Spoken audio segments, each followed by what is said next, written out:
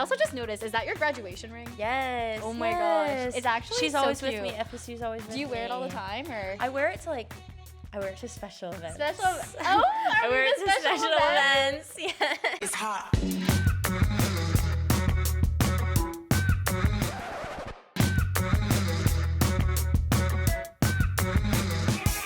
It's hot.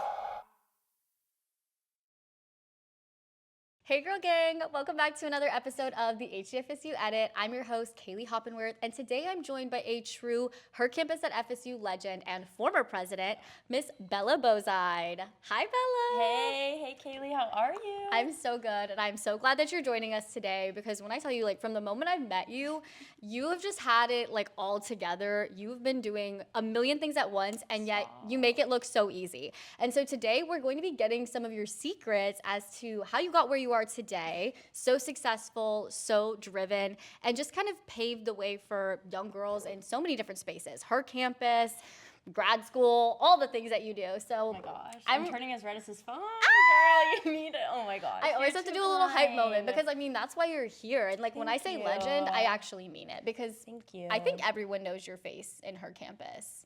Stop. That was the dream. That was the goal. Like, when I joined freshman year in COVID and it was just everything on my laptop in my little dorm, I was like, one day, like, I got my first top article and I was like, this feeling, like, I want that trophy. I'm gonna get it. Like, I was like, I want, like, Charlie. I'm like, that's gonna be me, that's guys. Mine. That's it was mine. Sending little applause in the chat. Like, I was always trying to make friends, and I just loved.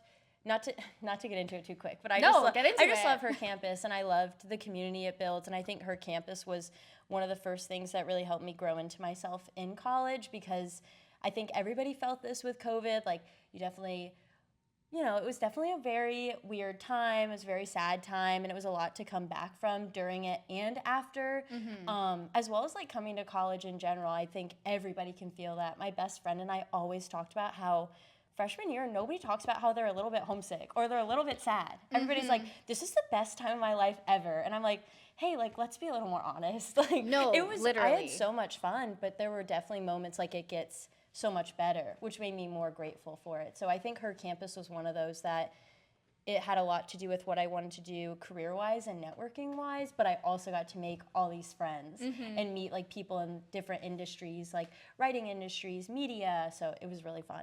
Yeah, I didn't realize that you started Her Campus during that COVID era. Yes. So that definitely kind of changes things a little bit, changes that dynamic. So just starting at FSU, coming in as a freshman, was that, like, right out of the pandemic? Were you guys still in the dorms? What was that like? So I came to FSU dating myself a little bit, but, like, older, wiser, hotter. So of course. We should trademark that. No one's ever done that before. You should take it. So I came to FSU in August 2020. Like, I started in the fall, and happy birthday. I was like, August 28th, I'm here. Okay. But we were in the dorms and we had no in-person classes, or if you did, it was like special circumstance. Obviously, because of the pandemic, like 2020, we just didn't know much at the time about it, so we were just all being very precautious. I was trying to be very precautious for my family. I had a great roommate, which was so nice, so we were trying to be precautious. I was in a sorority, Kappa Kappa Gamma. Love y'all, love communities of women, love making friends, so that was really great. But just trying to be safe with that, but also meeting new people, and then also now being in a new environment of, like, what do I want to do with the rest of my life? The question we all ask ourselves when we get here. Start picking your classes and figure out what you want to do for the rest of your life, okay? Yes. Oh, okay. Right. So everything was online, like, even our involvement fair was online and different things like that, because it had to be. And FSU in the world, was really just trying to work with what we had, which was great. But that first semester, I joined a sorority, and I was just trying to get more into my classes and getting to know myself and the environment around me. But I really wanted to join Her Campus that first semester, because my first love has always been writing, and I just love, like I said, being in a community, and especially making friends with women. I think it teaches you so much about yourself, and then you get to uplift others and amplify yourself and really grow. So then that second semester I joined as a writer. And then from there I was a writer every semester until my junior year when I got to be secretary. So I was on the executive board. And I got to make even more friends, because it's being secretary, you take attendance. It's a great excuse to talk to people. You kind of have to know everyone's names. And I loved it. It was so scary. I'd be like, oh my gosh, hey, 7th meeting in a row. I could tell you, like, everything. I could tell you where you usually are. Like, you work at the Leach, you do this. What's your first name again? No, Oh, that tell is me, so tell real. me. From my Yeah. experience too, like on exec, it was just like I would know everyone's first and last names just like from seeing their names on articles, but then trying to connect it to their faces sometimes. I was like, like I promise I know, Yes. I promise I'm involved, but like No, it's like, I know you, Right. but I just need a hint. I Right. need a hint or I something. need a hint. It's like I could spell your name front backwards, but like Yes. connecting that to your face, that's a little bit different. But Yes. so I love to hear that you kind of had this moment where you just dove right in. Like despite kind of COVID and the obstacles that came with that, it sounds like you pretty much just did everything you could to put yourself out there, to make friends, make connections right off the bat. So can you walk me through a little bit what happened after that? So you had your sorority, you had her campus. What else did you get involved with? What'd you do? Oh my goodness. I really try to dive into anything I do. Like, my biggest kind of mantra is I want to leave something better than how I found it. Not saying I want to leave something better than how I found it, because I think everyone can bring a great new perspective to something, and that's why different perspectives and new and different people being involved in things is so important. But I just think, so from there, I joined her campus, and I was super excited, loved that. My sorority, which was super great, and then I also joined, I had to think for a second. I'm not going to talk about the eggplant. Oh my Should I? gosh. Yeah, Okay. can you? And then I joined, yeah, so cut that bit out, actually.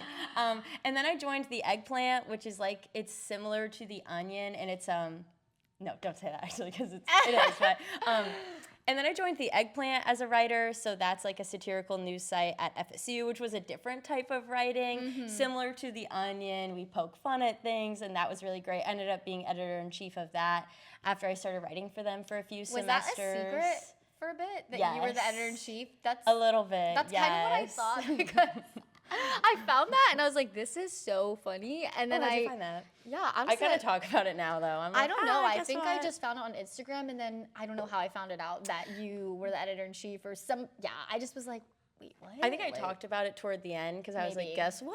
But it was just something so fun and so different. I was used to writing news, and I loved being comical in my everyday life. And some people can do stand-up so well, not me. But I was like, I can write Yeah, you've got that like witty comedically. kind of. Yeah, I was like, and I like it. Like, I wasn't as great at it, but then I got to learn from so many people over at the eggplant, which was so fun. I still follow up with them today. A lot of them do like, I'll just see their videos like go viral on TikTok, and I'm like, I know them, oh my gosh. Yes, I know you're always building out those connections, meeting people. And I also Yes. just feel like you're very memorable too. Like whenever people come across you, or like I meet other people that have met you, and they're like, yes, Bella, of course, like we love her. Like she's so thank bright, she's amazing. She you. brings all these new ideas. And I feel like you just have this like aura of confidence about you no matter where you go. But I'm just curious, like when you started out any of that, was any part of you kind of uncertain about what to do first? Like you've joined all of these things, but how did you know kind of what to do? Yes. Wait, you think I have aura? Of My course. goodness. Okay, Yeah. Gaga. I mean, Oh my look at it right now. Oh my gosh, stop. Wait, can I say a few more things I was involved in? Because I was blanking, and now I think I know. Yeah, of course. And then I also was involved in the Society for Collegiate Journalists. It had kind of been, it had really great leadership, and then it just a transitional period. I think COVID, unfortunately, like it was kind of hard for people to keep up with it. So then myself and a few other English students came aboard, and we were members, and then I was the vice president, which was super fun, and talking to other, journalists and writers and people who want to be in that media world, and learning a lot from alumni like Jeremy Willis, who would come in and speak. He works for ESPN and is an incredible FSU alumni. I've gotten to work with him in a few other regards. I also worked for the College of Social Sciences and Public Policy, and now I work for the College of Arts and Sciences, so getting to learn a lot about FSU from a different side, while also writing and working with new people. And then I was also part of Lambda Pi Eta, which is an English honor society. I just got to be involved in a lot. Like anytime I would see things, and I always went to new GBMs too to kind of try things out. If my friend was going to a meeting, I was like, let me come with. Like I want to meet new people. I want to go make a mood board and go learn new things. That's how I met actually one of my biggest mentors now, E. Brandery, who's a associate dean for the College of Communication Information, and how I kind of got involved with that was going to a networking workshop, and he was talking about LinkedIn there, and just paved my way for LinkedIn and literally grad Yeah, school we'll talk and about that everything. later, That but was yeah. that was a moment that had that led to many things. And Wow. and I had no idea. It stuck So with you. It did. It was stuck a with stepping me. stone, It if you will. It was. I love that. Oh my gosh. So yeah, you were really involved with a lot. And I don't even know if I asked you in this in the beginning, but what was your major when you started out here? Yes. So when I came in, I was exploratory actually because I knew, like I said, like English writing, she's always had my heart. I was known as like the English girly in high school, and I loved that. I was like, yes, that's me. Oh my gosh. But I started as exploratory, and then I realized the English department here, and specifically for myself, the editing, writing, and media program was really what I wanted to pursue. So it's what I started. And just to be honest, my parents, and even a little bit of myself, was a little concerned because I didn't know what exactly I wanted to do. I knew I wanted to write, but I didn't know how I could do that full time. Right. So I was looking for different sort of avenues to add on to it. I didn't want to get rid of it because I also just loved those courses. And I thought it was really enriching me going to those classes and being able to read things outside of class, come and speak about them. And even that homework, like, I loved my English homework. Oh, it was so good. I love school, but I loved that. And then my sophomore year, I learned about information communication technology and how it had like a tech aspect and communication. I was like, okay, well, I should learn more about technology, and I love communication, and so I added that as a double major. And then from there, it was incredible because I feel like those two majors really came together in kind of my interests of like communicating, leading, working in groups, but also really working on like my English and writing skills as well. And then communication, which you'll always need. Everyone will always need that. So that is so true. And I don't know what it is specifically about sophomore year. I feel like we've talked about it on this podcast before. But there's something about sophomore year, like kind of like fall to spring semester, where you realize like, I think I need another major. Like, yes. I don't know. It Let's happened add to some me more. too. It was the same way where like I was happy with my major, but I was kind of like, I feel like there's this like missing element to my college experience. And then that's when I added on the editing, writing, and media major. Yeah, and I was like, wait, this kind of completes the circle. Like, I feel like now I'm getting like all aspects of myself in this, but it was definitely something that took a minute for me to realize. And so It's hot. preparing for your future career can be daunting, especially when your interests keep changing and your college schedule is busy. If you've ever wanted a little extra support while navigating your college career, we've got the article for you. A professional guide to career resources at FSU highlights the incredible resources at the Career Center. From professional clothing to building your resume, there's a little something for everyone. Tap the link down below to read more. It's hot. I just want to touch on kind of that feeling, I guess, of coming into college and just being uncertain for a second. I feel like that's something a lot of people talk about and can relate to, and just feeling like you have to make so many decisions right off the bat. And it's like, decide your major, decide where you're going, decide like what clubs you want to join. So did you ever have that where you kind of felt like you always had to make the right decision? And what did you kind of do with that feeling? Yes, I definitely felt like that. And I think it's you want to find a balance because you go to your first involvement fair or something and you're like, this is the rest of your life. Pick a good 8 clubs. Like, no, you don't need to do that. Like, we can start a little small, or sometimes I get a little like, I love an involvement fair. I love to see how excited everybody is. I'm like, oh my gosh. I'm like, this is incredible. Like, I went to involvement fair. I literally graduated in May, and I went to this involvement fair to help support some friends. I'm president of a networking and student organization called STARS. It's Students in Technology, Academia, Research, and Service, and we amplify about 12 other clubs, kind of going from like UXC to more service and connecting girls to STEM, Think AI, many clubs like that. But they go and they table, so I was there to help support them. And I was walking around, I see some clubs like Letters of Love for FSU, and they write cards and send them to patients just around the world. And I was like, how do I get involved? I was like, it's my last semester. How do I get involved? Please. You're like, put me in. I just love it. But I think when it comes to what is it? Oh, when you just like making the right decision, making choices right out of the gate, deciding for yourself what you even think is like the right choice, I think the first thing is just to have, and this sounds dramatic, but it doesn't have to be in this very dramatic way. Just have forgiveness for yourself, or think like, okay, like be a little reflective, but not where you're grasping onto the past, but you're like, okay, this is what's happened in the past. This is what's happened today. What do I want to do to get to where I need to be tomorrow? Or in the end of the week or in 5 years and things like that. And even if you don't know exactly, because that finish line hopefully will always change. You kind of want it to always change because you never want to stay static. Wait, that's such It's a a great good thing. good point actually. It's easier said than done though, because You're it right. scares me. But That is so true because I've had conversations with people actually where they've been like, "So what's your end goal?" And I've been like, for the week, Yeah. like, like for dinner, they I hit don't- me with that and I I'm don't kind of know. like, do I want an end goal? Like, yes, have goals for sure and have kind of like points that you want to do at some point, but like, I don't know, having just one end goal might be a little bit boring and like you said, static. Like it can Yes. kind of put you in the same place and box you in, which I feel like is honestly what a lot of us want to run from. Like we're so scared that Yes. one choice is going to lock us into one future for forever. But like, as you said, the finish line can keep changing, evolving, moving, getting closer. So Yes. I kind of like that point a lot. I feel like it's honestly really helpful. Yeah. And I know you probably tried out a lot of different clubs during your time at FSU, a lot of different involvements. Were there any times where you tried to get involved somewhere or tried for something and then you thought it was the right decision and then it didn't work out? Yes, definitely. There's definitely been times where, I felt very overwhelmed. There's one day I'm like, okay, I have it all under control. And then the next I'm like, wow, like everything is piling up. All these buckets feel like they're overfilling. And again, it comes back to the like, okay, let's just be reflective. Or I can't change what's happened in the past. Like I can only change what's happening right now and in the future. What can I do to change that right now for the better or for the positive for everybody involved, including yourself? Again, with that, being forgiving of yourself and saying like, what's going to get me to where I want, what's going to make me fulfilled in all aspects, personally, network-wise, career-wise, when it comes to building community and making friends, because that's really important and just inherently comes to us as humans.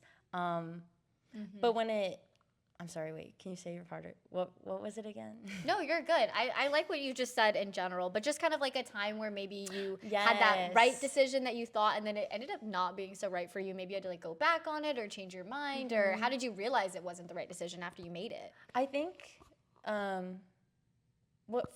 what initially comes to mind when you say this is, so I had been in her campus for all 4 years of my time, starting my spring semester my freshman year, and it was coming up to senior year. And I was like, I love this organization. I know her better than myself. I want to give back to it, and I just really think I'd be a really great leader. I want to be editor-in-chief. Whoa, because that's not what I was. And I was like, I want to be editor-in-chief. That's what I want to do. And I Right. was so dead set on it. And how her campus works is the president and the editor-in-chief interview you for the new president editor-in-chief. And I knew them being on exec, and I was like, I want to be editor-in-chief. That's what I'd like to interview for. And they're like, okay.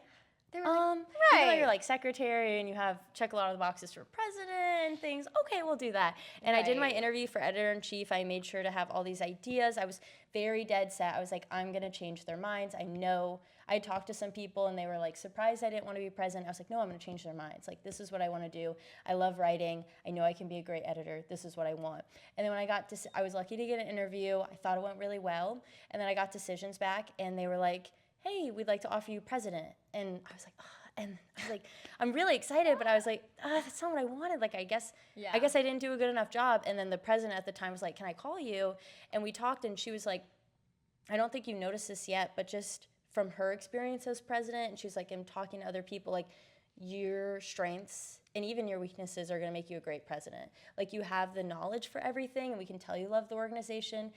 You're going to be president. Like, trust us, this is going to be best for you. She's like, you can decline it. And I was like, oh gosh, no. Like, no, I want to be a part of her campus. I want to help change it and run it and amplify it for the best. And she was right. So I think sometimes people know you better than you think. And I had known that President Aaron for 2 or 3 years at that point, and she really just knew me better than I knew myself. And I think trusting people sometimes with that is important. And then trusting it wasn't my own ideas too. She had taken in my ideas and taken in the interviews and was like, you know what, she'd make a good president. So I trusted her, and it was incredible. I think I enjoyed president a lot more than I would have enjoyed editor-in-chief, because my editor-in-chief was incredible. And I was like, you're great in that role, I'm great in this role. This worked out perfectly. So I think redirection is really important, and trusting others and yourself too. Because if I wouldn't maybe have trusted myself, maybe I just would have declined and tried another writing role or something, wouldn't have lived up in this president role that I loved so much and brings me so much still. That's why I feel like I'm sitting here with you. Of course, yeah. And honestly, that's a really great point about the whole thing with trusting just other people as well. Yes. Like, yes, we want to trust ourselves and follow our own intuition, what feels right for us. But you've already talked about 2 people in your life. I think it was Ebe, right? And then Aaron, who were super Yes. influential in just like your college journey and having that mentor, having that person who can kind of know your own strengths and Yes. weaknesses. Mentorship is so important. Yeah, and I It's wanted so to ask important. about that because I think I've actually heard that a lot just in my own college journey, like get a mentor, find someone, a professor, anyone that you can connect with. But how do you even go about that? Because I feel like everyone's just like, just go to office hours. But it does not feel that easy. I'm like, what do I ask them in I office hours? Like, hey, how was know. your weekend? Right. And you're like, so will you be my mentor? Yeah, Like, so this is the formal invite. Yeah. Please sign here. could we hang out Thank professionally? you. Like, Yeah, you literally. know? So when can I start sending you memes over email? That's what it feels like. Yeah. I think it really happens. It happens when you least expect it. No, Wow. I'm kidding. But I think sometimes we think so formally about it. We're like, what is a mentor? Who will be my advisor? But I think first thinking about what you want from a mentor. What you want from a mentor is important, and that's someone who's going to amplify you and talk about you behind your back. Like when you're not in the room, they're telling other people like, oh, like they do this, like they're great at this. And I've been really lucky to meet professors, also Jack Clifford. I was He just now thinking of I was Jack. like, He's wait, like the Jack, best mentor. Yes. You And he know? was someone I met from the English department when I was an intern. One of my first like roles writing kind of more professionally was working as an intern for the FSU English department, and Jack is our supervisor in that role, and I'd met him before that, and his past and just talking about his journalism experience and just things like that really enlightened me, and he gave me so much confidence. That semester I was doing a lot, which I loved. Like I was an intern for the English department. I was philanthropy director for my sorority, which I loved so much. I think I was eggplant editor-in-chief.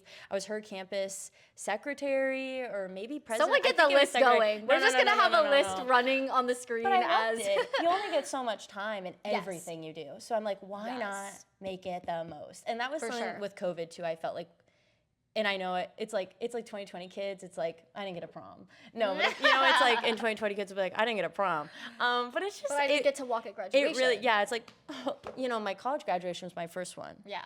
Want to know why? Bet you don't. But it's just like, it just teaches you, and I think taught a lot of people, it was so great to see that come back to campus too. Well, not that I'd seen it before, but like come to the student body after that of like, wow, like things can change in an instant. Like let's really do everything we can. And I loved all of those things so much and really wanted to try everything. So Jack was really there for me when it came to confidence in my writing as an editor and then also as like a friend and a mentor. I started realizing I was like, I really admire Jack, and we talk about things, and I feel like he really cares about where I want to go career-wise and just cares about me personally as well. Like when things happen on campus or breaks happen, he's like, just an email, and I'm like, he really cares about me. And it's the same with Erin and the president, how she was always looking out for me in a friend way, and then in that president role, and then Ebe looking out for me career-wise as well, always telling me like, you need to push yourself. You should be going to these networking things. I know it's hard, but here's what you should be doing. And I'm like, you know what? That is hard and scary, but I'm going to do it. So 'cause if you believe in me, I must be doing something right. So I think sometimes it's just getting more involved in the spaces you want to be involved in. Now, I just love a Yes. variety. Right. But, if you're like, this is my one thing, join like a few of those clubs or maybe one of those clubs and then try to find those people from there. And it'll lead you to like new involvements, career things, those mentors, those friends. And a mentor doesn't even have to be someone older than you. It can be, I've had mentors who are younger than me or only a year or two older than me or not even older than me, but they're just in a place I want to be in, or they're someone I really admire. So That's a really good point. Yeah, I like that. I don't know. I feel like that kind of gave me a new perspective on what a mentor can be. Yeah. Because in my mind, it's just like someone older, someone wiser, someone who's got all the experience that I don't have. And that's definitely Jack, for one. I mean, Yes. he's amazing. he's incredible. But also, yeah, just like letting other people who maybe have more experience than you in some areas be your mentor, Yeah. or just someone who can offer you a new perspective, even, and For like sure. keep, like you said, pushing you to do new things. Yes. And that can really be anyone of any age. But It's a great variety. It's good to have like someone like Jack who's been he's told like incredible stories about journalism, which has really helped me just in interviewing people in a professional setting, but also just talking to people and working on like my talking. Like when I was an Engage 100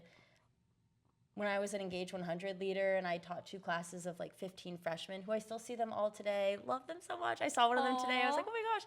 But that was public speaking. Yeah. And that was, Jack taught me a lot about that. And then Eve, and like his more IT side, teaches you a lot about innovation and those aspects. So Yeah, I feel like it's kind of all one big web of connections if you think about it. Because whenever I try to explain to someone how I know someone or how I got involved in something, I'm like, well, if we trace it back to like this thing. This meeting like 5 years ago. Right. And then I followed someone on Instagram. And that's really what it feels like. Is it's all just like this like network of connections.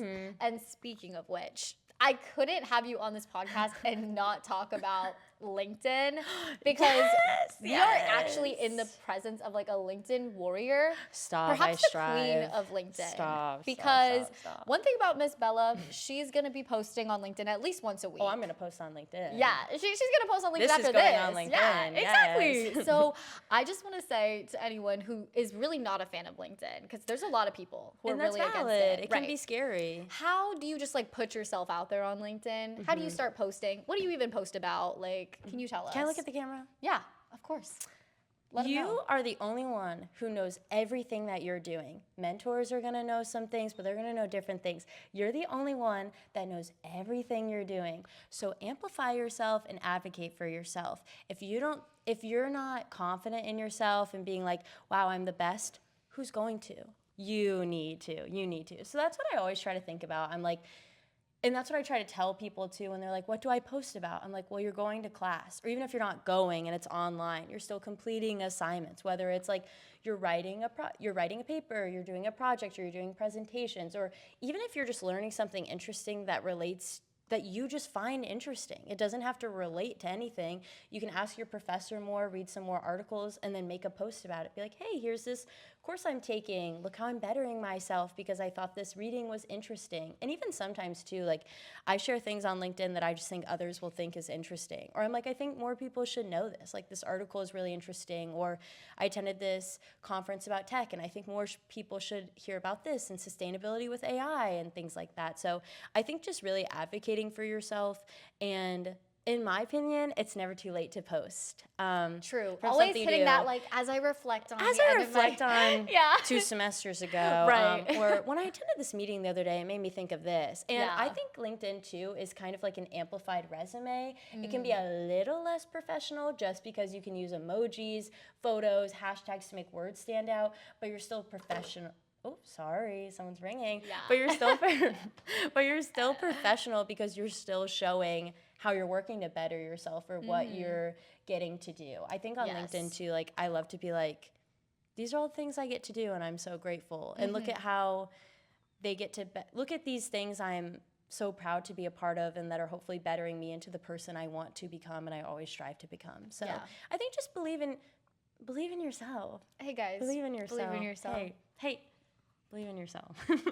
Exactly. I mean, it definitely, like you said, paints a much more vivid picture of everything that you're doing. And I literally say vivid picture because you can add pictures and videos, which is really fun. And honestly, once you kind of get going on it, it gets kind of addicting. Like you get that high of like, I just dropped a new LinkedIn post. Like, go check it out. I'm like, should I post on my story? I just dropped a new LinkedIn post. Yeah. Like I feel like I should go and be One time I did that. And my close friends, I was like, hey guys, connect with me on LinkedIn. Sometimes I like when people do it because I'll miss a post and I'm like, oh, thank you. I love it. But yeah, just think of it.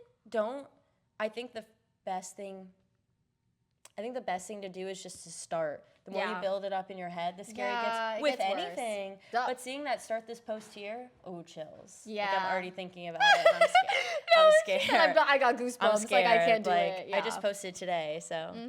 Go check it out. Plug that LinkedIn. Bella Bozied, just my first and last name. Love that. We'll put it in the description. Oh, thank you. Yes. Okay, but I will say with LinkedIn, this is something that I kind of hate about the app, but I think maybe it's less about the app and more just about like my own state sometimes. To love things, we have to realize what we don't like about them. Exactly. I think it's really hard with a platform like LinkedIn where we are kind of talking about our successes so much and the cool things, the cool opportunities we get to do. I feel like one, it's so easy to fall into that comparison trap. Yes. And 2, I think it's so easy to start feeling anxious about your own future. Yes. And I want to talk about the second one because I feel like we've talked about comparison before on the podcast, but I have this like literal feeling of doom and despair like rest inside my chest whenever I see a post about like a job offer or a summer internship or just anything of that nature, because I start to think to myself like, oh my God, I need to be doing that. Like, where did they find this? I know. And commenting, hey, where'd you find this? yeah, literally. Hey, so we're connecting to be like, so where's so what's the tag say? Yeah. Oh, you thrifted it? Yeah. Okay. Exactly. Oh, okay. Oh, okay. So I just want to talk about that, like, kind of anxiety about the future and just what you're doing in general. Like, kind of, how do you manage that anxiety? Have you felt it before? I'm sure you have, but can you just tell us about that? Still do. Yeah. Always still do. Right. It's hot. If the post-grad panic, career confusions, and what am I doing with my life thoughts are hitting a little too close to home, this is your sign to pause and give yourself some grace. So you're having a quarter-life crisis gives you the reassurance, real talk, and gentle reminder that you're exactly where you need to be. So pause, take a deep breath, and then tap the link down below to read more. It's hot. Don't feel bad about those feelings. Just think like, you know what, like everybody's feeling a little bit about this, or I can't worry about everybody else. I feel a little bit anxious about it. What can I do now to take those steps into making myself feel better and once again, like working toward what I want. You want that trophy. Yeah. Get that trophy. You're gonna get that trophy. Oh my gosh. Sophie, Charlie. I've been doing a lot of shout out to spin classes at the Leach because wow, 7 a.m. and we're doing a Charlie XCX class. Oh yes. What? Yes. I don't know if I it's can so get behind good. that. Oh, it's so good. It's so good. Honestly, though, I miss spin classes at the Leach. I used to go religiously, and I've definitely fallen off, but I miss it. 7 a.m. Come. Kaylee. I'll come if you're there. Oh my gosh, meet me there, please. What if we But- met at the Leach spin class? Oh my gosh. I'll post about it on LinkedIn after. We'll find a way to tie it in. Yes. I'll be like after reflecting my spin class today. Right. But I think the biggest thing is just starting and understanding that those feelings are gonna come, but saying, okay, let's just calm myself a little, whatever technique you need to use, but starting the action or breaking it down into steps is my biggest thing. I'm always creating lists. I'm always creating lists and saying, okay, what needs to get done today? What needs to get done tomorrow? What are like my big to-dos? And always changing that list. I really try to, in today's world, we live in a society, but just in general, like trying to be adaptable, trying to be flexible and being like, okay, I didn't get everything I need to get done today. What's like my number one thing I might need to get done before I go to bed tonight? Or what do I need to maybe wake up a little earlier tomorrow to get done in order to meet any deadlines and give myself a little bit of a break when I need it, still meet, make all my meals, meet with others. But I think the biggest thing too is just a little bit of scrolling a day and turning that anxiety into like, okay, like I'm happy for this person. Or maybe using that as a mentorship. Wow, this person has like an internship with this amazing organization I want to be a part of. Let me message them. Hey, how'd you get that? Because sometimes they could just not respond, and that's fine. LinkedIn is all about, life is all about trying. I was about to do that Justin Bieber song. Life is worth living. Do it. Don't put that in. Ooh. But I think just asking questions and just being happy for others and seeing how you can work toward that too. So because those people posting about it are probably nervous about the next thing. So just instead be like, okay, what can I do to get to what I want? That's so true. That is so true. Like it's always, there is that kind of fear about like what's next. What about the next thing? Which is normal. And Yeah. it's a good thing to do that. If you're not making some mistakes, you're not learning. You're not like we talked about, that's stagnant. Like you always want to be evolving and always want to be changing for the sure. better. So it might take a step or two back, but then you can take like 3 steps forward and be like, okay, what I learned from this, how can I get better? So I love that. I love that. I also just noticed, is that your graduation ring? yes. Oh my gosh. It's actually she's so always cute. with me. FSU's always with me. Do you wear it all the time or? I wear it to special events. Special. Oh, I wear it to special events. Yes. I was like, oh, tonight's a special night. No, but I love yeah. it. I try to wear it as much as I can, but I'm like, oh, this is fancy. When can I wear it? I ordered mine too. I think I have the one with that's Yay. like the ruby in the middle. That's what my mom has. Yeah. Wait, I love that. I'm so very cool. excited. They're Oh all my God. so pretty. I just Yeah, you love. can't really go wrong. I love like when it's like an image of the Westcott brick, and it's like just about memories. And I just love. I love graduation is what 100 days away. Ooh, too close. Oh. Oh, I'm not hungry. Whoa. No. Whoa. Oh, I'm Did not we hungry. just feel that Any- chill in the air? Also, Yeah. any graduation. Doesn't have to be mine. Like, I'll be like, wow, I love this place so much. Yeah. I was walking around Lafayette Heritage Park the other day, and I started tearing up because I love Tallahassee so much. There's so God. much to do in She's Tallahassee. out here reminiscing already. Oh, That's been a me whole since separate freshman year, episode, too, honestly, like- about like Tallahassee just in general, because I think it gets too much hate, honestly. Too much hate. I think you got to get to know her. I think you got to get to Yes. know her and see She's a beautiful beneath place, the surface. full of for sure. amazing people outside of FSU and in FSU. For so, sure. Yes. But I'm glad you Okay, brought up yeah. graduation, actually, because we need to talk about it, okay? There's a lot of us who are approaching our graduation this year, yourself included, actually, just for, Yes. graduate school. Yes, But yes. I just want to talk about what were some of the feelings that you had around, like, the time of your undergrad, like, graduation? And do you kind of feel the same way now going into your second graduation?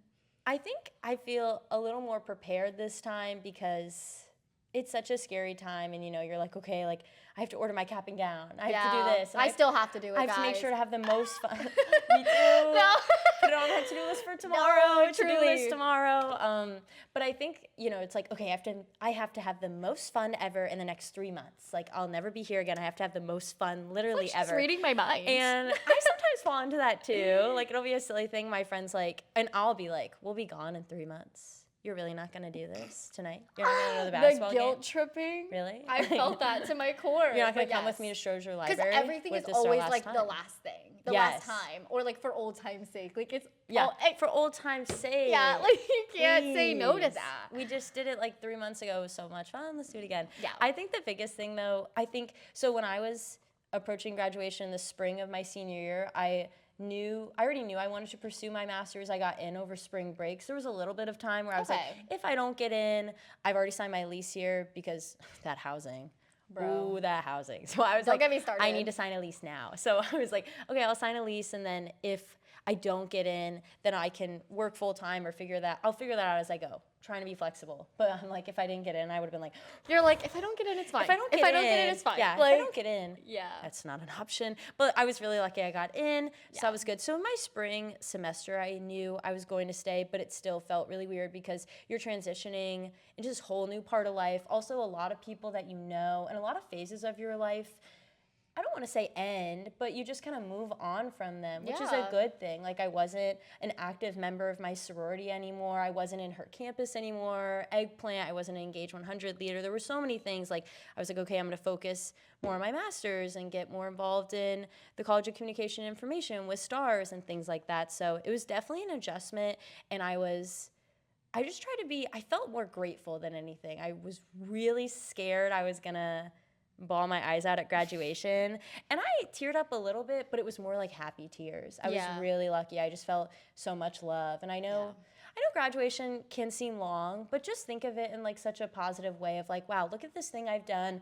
Look at this thing all these amazing people have done. Look at all these people who came to support us or are watching us on the live stream, and just being super grateful for it. It's also just such a fun time. Yes. Everybody's so happy. Do you think you're gonna cry a little bit more this time around because you know it's kind of like the actual end? Yes. Yeah. Yes, I'm really excited Yeah. to graduate, and I think I'm really excited to graduate, and I'm excited for like alumni status, and I think these extra 2 years, like in my master's, have just been amazing. They've been perfect, even with their lows. They've been incredible, and it's what I needed. So. And I think when you really do make the most of your experience here and you just give it your all no matter what, it does kind of feel like this like peaceful ending. And we're just kind of Yes. like, yes, this chapter is closing, but it feels right. Like it feels right to kind of Yes. walk away from this and leave Yes. behind everything I've done. And so I think we can end this on a super positive note at least and just talk about what are some things that you're excited to do in your post-grad life now that Oh, you don't have school yes. anymore, you don't have assignments, you don't have to be like reporting to office hours. What are you excited to start doing? Yes.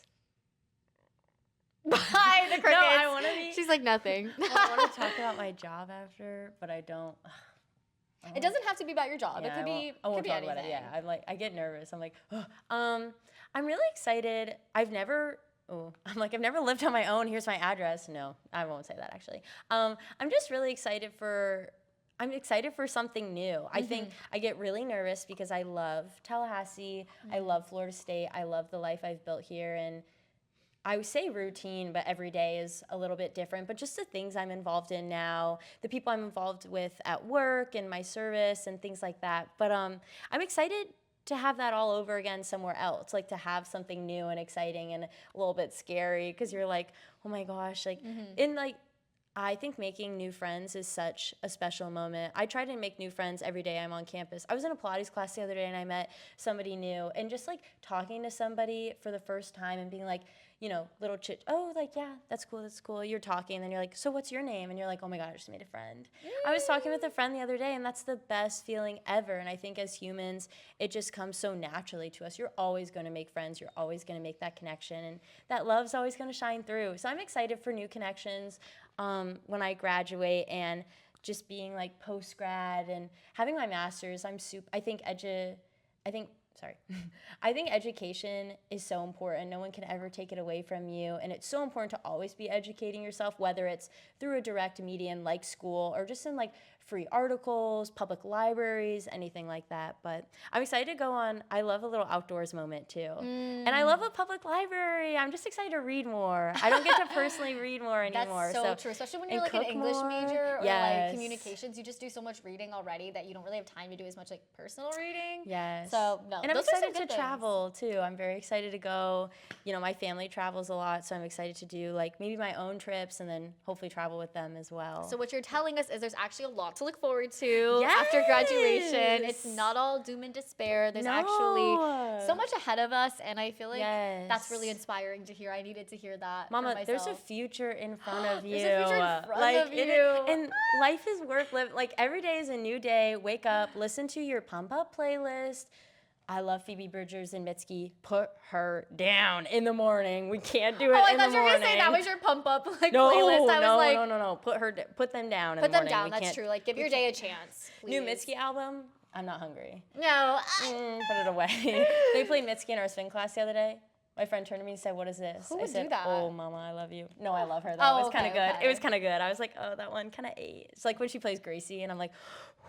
But, I need that. You know, play up your that. pumped up playlist in the Who is morning. this spin girl? Because Marley spins. I love her so much. I'm gonna say her playlist on fire. I'm a regular. She calls me a regular. We're buddies. I love her so much. But you know, listen to your pumped up playlist. Get excited for the day. Get excited for the more mundane things, and then make new plans. Be like, what am I gonna do? Don't think, what am I gonna do over the weekend? What am I gonna do today? Even if that's a nap, a new movie, whatever that makes just hit. you That was happy. inspiring. Whatever makes you happy. Oh my gosh. Well, thank you so much, Bella, because I feel so inspired. I feel like reinvigorated, and I think everyone else probably Let's go does and change too. the world. It's like 8 p.m. No, literally. But that's so amazing, and I love that question. Like, what am I going to do today? What are you guys going to do today? You're going to like and subscribe. You're going to keep watching the podcast and come back for more.